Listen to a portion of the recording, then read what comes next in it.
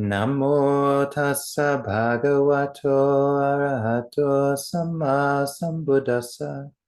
Namo tassa bhagavato arahato samma sambuddhassa. Namo tassa bhagavato arahato samma sambuddhassa. Buddhang dhammang sanghang namasami.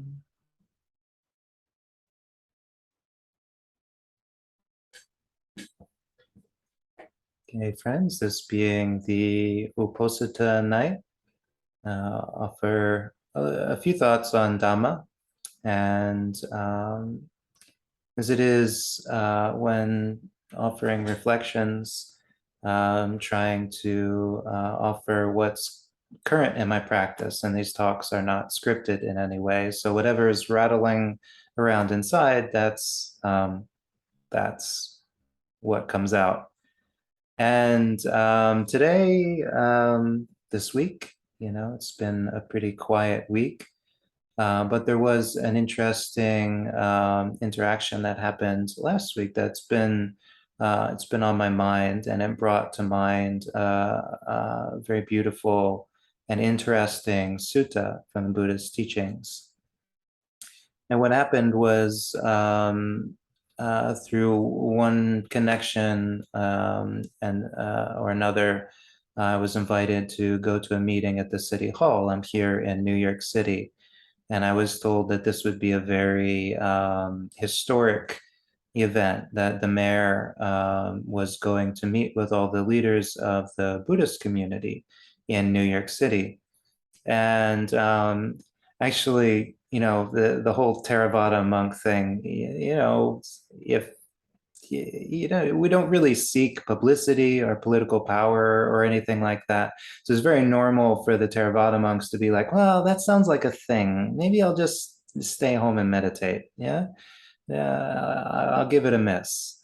And so it was that there were not that many Theravada monks there. But I decided, I'm kind of curious, like what are they even going to talk about? And I also, strangely enough, because I'm here in a simple temple in a corner of Elmhurst, I just wanted to see some other monks, and I figured that was a good place to go to get to see some other monks, and I was not disappointed. So it's very strange to think that something that has never happened before is the mayor of New York City has never met with the leaders of the Buddhist community as a thing. And in some ways, I think that in and of itself is an interesting reflection on Buddhism and the Buddhist teachings. I was talking with somebody on Sunday as for most of the history of Western civilization has been ignorant of Buddhism. Yeah, it was like a revelation in the mid 1800s when all of these European powers were colonizing Asia and grabbing up all these colonies they were talking to each other, and they realized that this odd sort of cultural tribal religion that they were practicing in Burma was very similar to this one that they were practicing in Sri Lanka, and seemed to have some similarities in terms of the statues and the terminology with something that's being practiced in China. And lo and behold, it dawned on them that this was all the same religion that they were vaguely aware of had originated in India thousands of years ago. And so most of the time, Buddhism flies under the radar and doesn't demand to be recognized. But what happened with this particular mayor that we have in New York City, who unfortunately I don't know his name, but he seems like a nice guy, is that he's familiar with Buddhism, and that he actually traveled in Asia to a few different Buddhist countries with a group of monks. And he was actually wearing mala beads, and he's familiar with meditation. So it's a rare point in time where we actually have a leader who's familiar with Buddhism. And the Buddhist community came out, and they didn't really have anything substantial to ask of the mayor. Basically like, hi, it's nice to meet. We're glad that you're acknowledging we exist. That's cool. Um, hey, we don't have any holidays on the books, but there's probably at least 200 or 300,000 of us in the city. It'd be really nice if we got some recognition for at least Vesak. I mean, with all the different traditions here, I think we can all agree that Vesak is a holiday, is a Buddhist holiday. Maybe we could all do that together. And he said, yeah, it's hard to get a day off from school because the school kids have to, go to school so many days, but we'll look into it. And if we can find another day. And the Buddhists were like, oh, yeah, yeah, if we have to share it with something else, like some other, holiday, it's fine. But I think, yeah, just a whole lot of things about the interaction were just characteristically Buddhist. It's just like, yeah, it's going to be okay. And hey, I know you, and I know you. And then they had the four different traditions, and we all like gave a chant from our different traditions. And we took everybody had their cell phone out, and they took pictures for their congregation, and then they left. It was really quick. But now, thinking of it from a leader's perspective, now the mayor is probably aware that though they are quiet and underreported and under-recognized, that the Buddhists in his city are some of the hardest working people. They're immigrants, they tend to be in a lower income bracket, and they come from Buddhist countries, and they come together and they worship and they support their local community very generously, and even take care of monks. So almost everybody at this meeting were ordained monastics who are fed by their respective lay communities. Yes. So not only practicing their faith, but having an abundance. And so what would a leader like want to ask of the Buddhist community? And I thought it was interesting that he didn't ask for prayers or, ask, I don't even know what a leader would want. He didn't even ask for votes. It's like you have all these people, but he's kind of aware that many of them are undocumented immigrants. So, they're not exactly going to be lining up at the polling station. But this teacher, this mayor, is familiar with Buddhism and familiar with Buddhist meditation. And so he had a very interesting request. He said, if you listen to the news or you open the tabloids, what you will see again and again is people saying that this is a bad city filled with bad people doing bad things. It's a scary city, that there's violence in the subways, there's violence in the schools, that the political system is breaking down.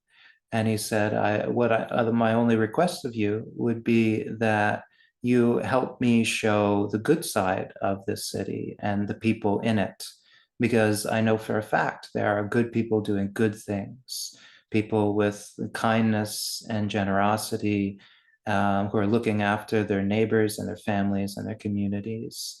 And so he just asked us to be more visible, basically, to keep doing what we were doing, but to be able to share it.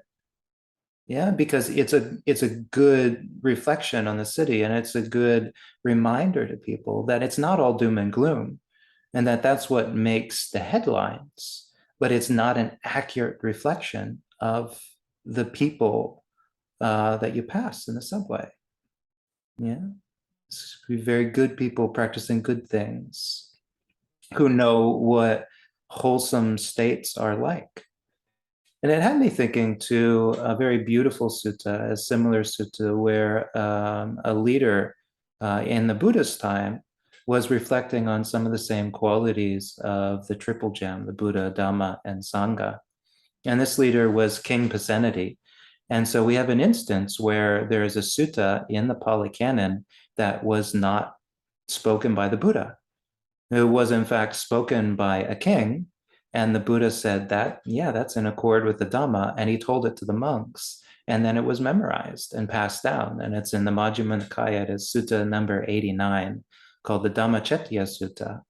And if you know the word Chetya, you know that Chetya means shrine or monument. It's where we enter Buddhist relics. And it's what we have at our holy sites. These domed stupas is a Chetya.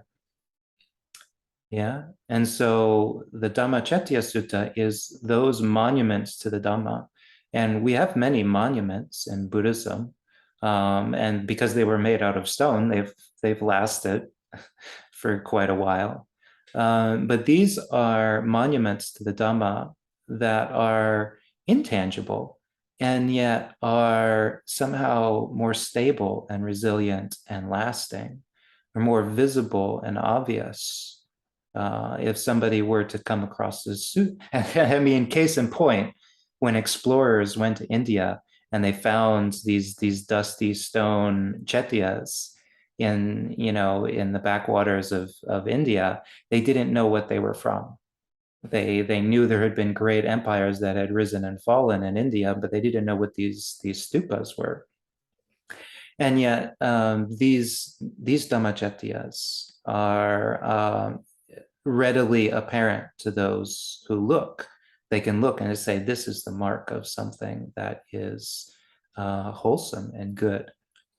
So as the story goes, King Pasenadi, who was a devoted student of the Buddhas and was in the Buddha's home country of Kosala, though the Buddha did a lot of traveling, this is the country he was born in, King Pasenadi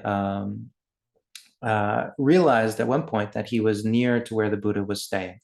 And he told his attendant, hey, let's go see the Buddha. And when he arrived at the monastery, he took off his turban and he took off his sword and he gave him to the attendant. And because he knew that the monks have certain rules about, teaching to somebody who's wearing fancy headgear, the signs of royalty, or has a weapon. And so he just dispensed with all the signs of royalty and just walked into the monastery simple and unarmed and barefoot. And the attendant saw that and thought this is crazy. The king has given up his kingship.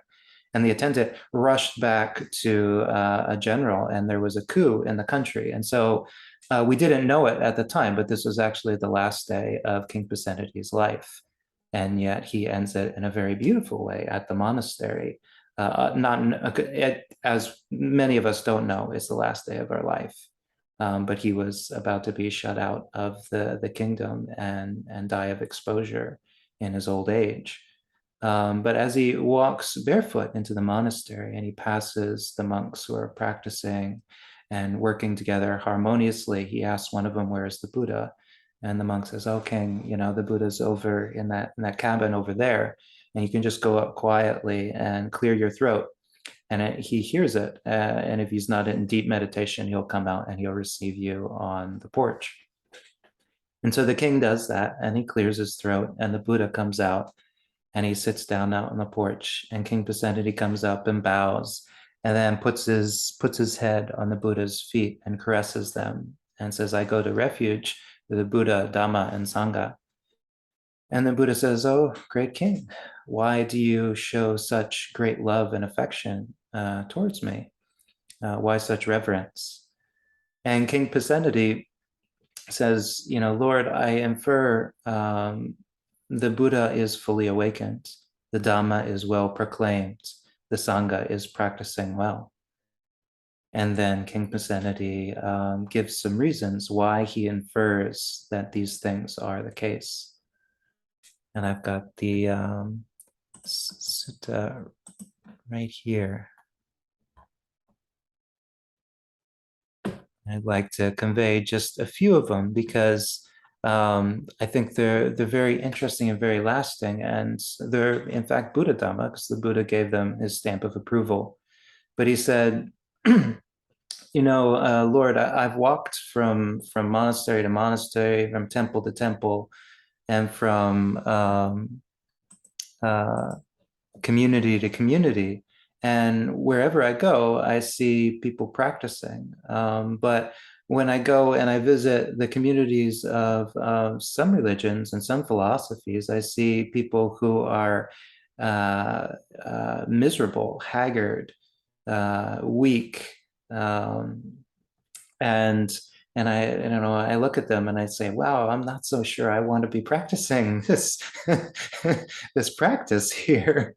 And I go up to them and I'm like, well, why do you guys look so weak? And they're like, oh, it's it's just something that runs in my family. And he's like, well, clearly they're not getting much out of their practice. Yeah, but I go and I visit the monasteries where the Buddha's teachings are practiced, and I see people who are happy and healthy and harmonious, and who are visibly delighting in wholesome mind states. And I say, based on this, I infer that, the Blessed One is enlightened, his teaching is well proclaimed, and the Sangha is practicing well. And it's just interesting that if you were to go to any monastery in the Buddhist faith, you'd probably see people just chopping vegetables or sweeping. You see monks like reading the suttas. You'd find nurseries, it's just basically like rooms for children, like the one I'm in, just filled with books where the kids are just coloring and peaceful, and everybody's keeping the precepts. They know what the precepts are. They have esteem for the precepts. They've taken refuge in a triple gem, and they're aspiring to lead a nonviolent and happy life. You'll see the generosity. You'll see the delight and wholesome mind states, and this is a lasting monument to the Dhamma. Yeah.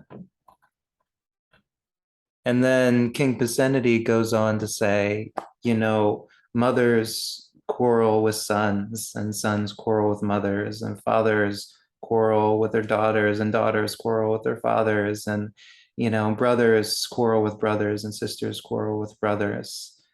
And furthermore, Brahmins quarrel with Brahmins. Yeah, and merchants quarrel with merchants, and warriors quarrel with more merchants. And he said, "This is normal, he's a king. He's basically everybody's arguing and backstabbing everybody else."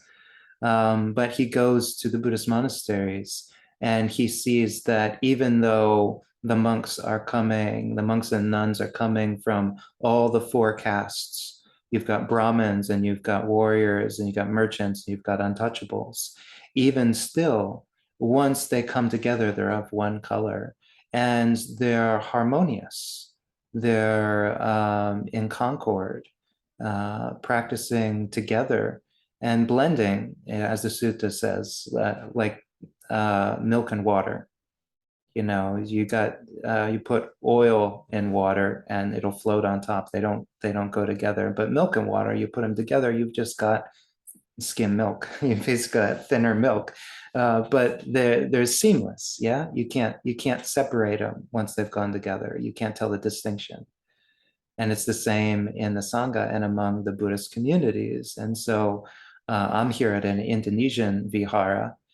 We go over and we practiced with the Thai community. We went to this event, at the city hall, which was very brief, but we had Zen practitioners and Chinese practitioners and Tibetan practitioners and, Bengali and Sri Lankan practitioners. And we all just get along. We're like, hey, I know, yeah, you're a Buddhist monk too. Yeah. It was just one beautiful gathering. Yeah.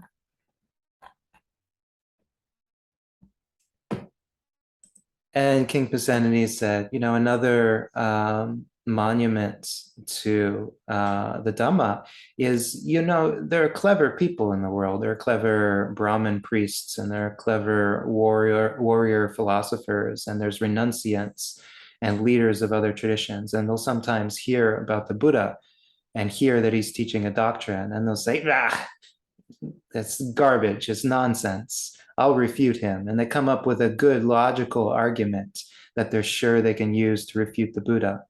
And then they go and they come into the Buddha's presence. And as they come into his presence, they hear a Dhamma talk. And hearing the Dhamma talk, they're roused and gladdened and inspired. And being roused and gladdened and inspired, they forget the reason that they came to argue with the Buddha. And instead of refuting his doctrine, they become his disciples. And he said, such is the case that many of us, I think, come from different traditions, and we've heard different things, and we've grown up in different cultures, and there are different value sets that we've been presented with, right? But I think all of us are here because we came in contact with the Buddhist teachings, and there is something there that we did not need to refute. There was something there that was simple and obvious and dealt with verifiable realities. And we're like, okay, yeah, I can't argue with that. And lo and behold, we wanted to hear more because there's not many venues in the world where we can hear simple, basic realities, right? Things that what was the line in The Prophet by Gibran? It's like our our heart already knows these truths, and yet our ears still strain to hear them. Yeah, we love to hear the truth.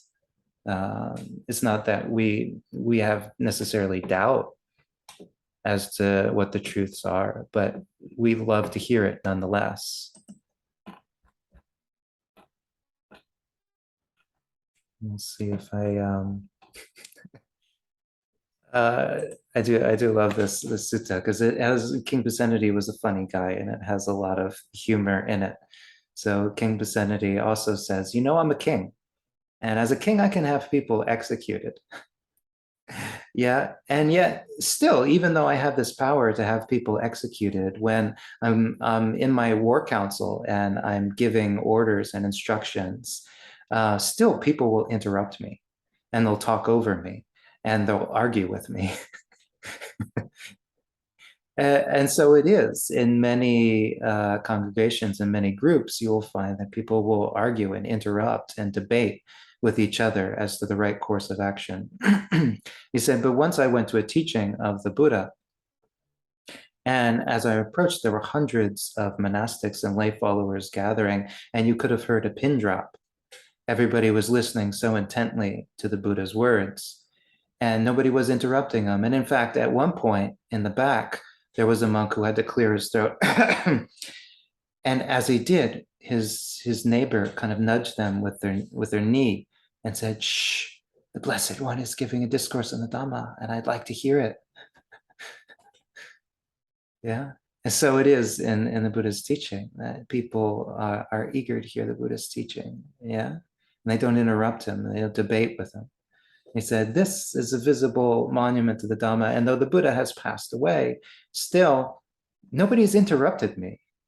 And I'm not the Buddha. I'm not fully enlightened. Look at him. He's golden and serene and perfect. And I'm just a guy from the same culture and time period as you come from. And yet nobody's interrupting me. Why? Because there's a chance. There's a bare chance that you might hear something that your heart knows, but your ears are straining to hear. You might hear this wonderful Dhamma, and it might help give you course and inspiration in life. This is a monument to the Dhamma that has stayed strong and sturdy and stable across 2,600 years. And finally, King Pasenadi says, I have these two ministers that I've appointed, and I gave them their rank, I gave them their title, I gave them their gold, I gave them their uniforms. They owe everything to me.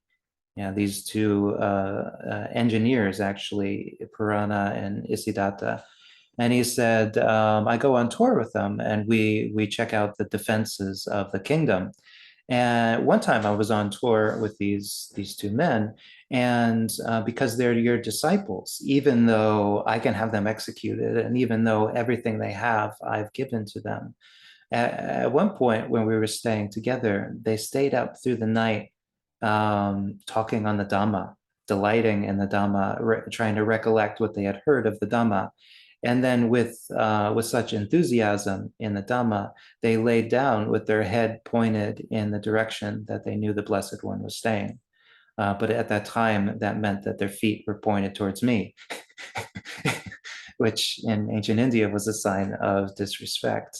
But such it was that even though we have teachers and parents and mentors and people that we respect, still, if we check, sometimes there might be those symbols, such as the triple gem, which our respect surpasses. And our respect is unshakable and impeachable. And so it was in the time of King Pasenadi, is he couldn't get upset with them. And it's like, because I too have respect for the Blessed One and for the Dhamma and for the Sangha. Yeah, I too hold them in esteem.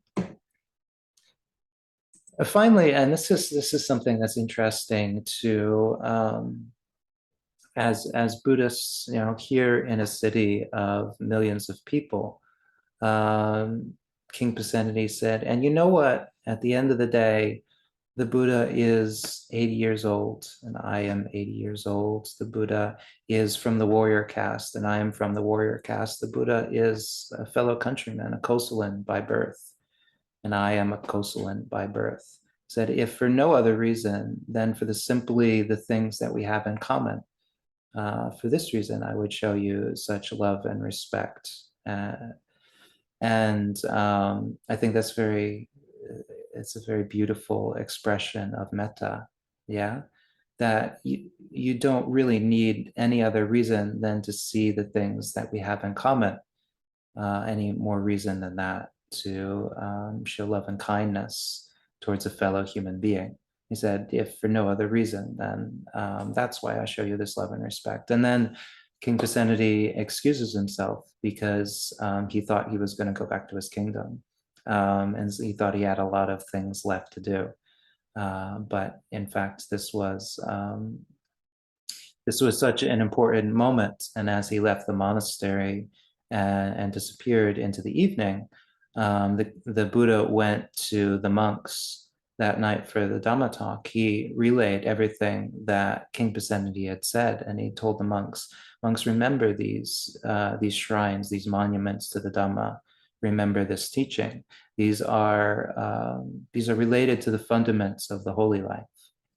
So I say to you, all of these centuries later, these still stand out. These qualities of the triple gem, from which we can infer that there is something to this. There is something of value here.